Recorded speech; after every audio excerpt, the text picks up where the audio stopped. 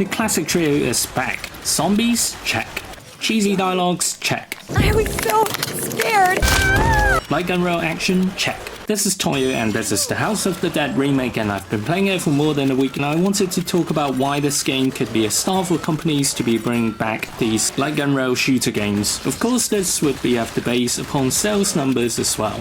Reload!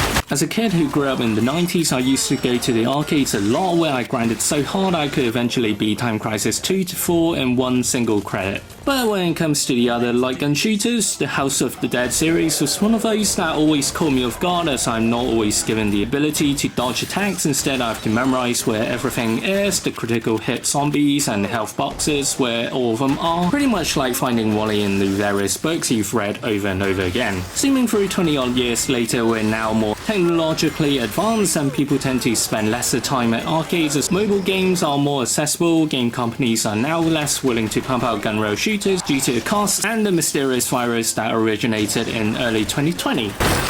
In this latest remake of the game, we see better graphics, the removal of the annoying flashes every time you pump out your lead, but some things do remain, such as the inconsistent frame rates here and there. Nonetheless, it was a nice trip to revisit this OG of a game because it established the series and the premise was less complicated than the Red Dawn. By no means this is a short game. One round would take you around 20 to 25 minutes, and to keep you engaged, the game offers you alternative paths by passively offering you the options of interacting with certain objects, such as breaking the chain that would drop you to the floor below, or shooting the button that would open up alternative floors for you to continue your nightmarish journey. And yep, that's before the cheese dialogue slaps you back to reality. Don't you follow my instructions!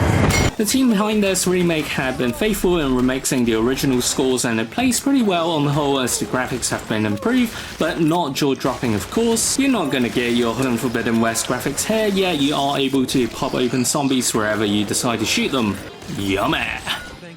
Bosses aren't the same as the original, but are the bosses easier than the original? It certainly feels that way, as some have minimal health and even the magician isn't too menacing comparing to the one from the original sequel, i.e. House of the Dead 2.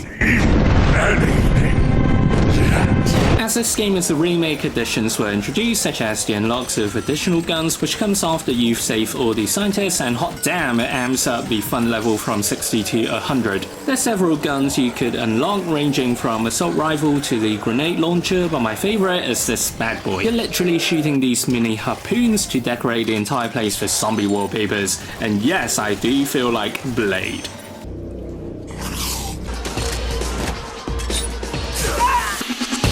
The assault rifle and grenade launchers are super useful in the horde mode, which adds a lot more zombies on the screen for you to annihilate and complete your bloodthirst for zombie brains. As extras, you have a gallery of zombie models to flick through, as well as the medal wall, where it will reward you with medals once you've completed certain objectives, and man, it's a blast to finally clip the scientist that has been getting in the way.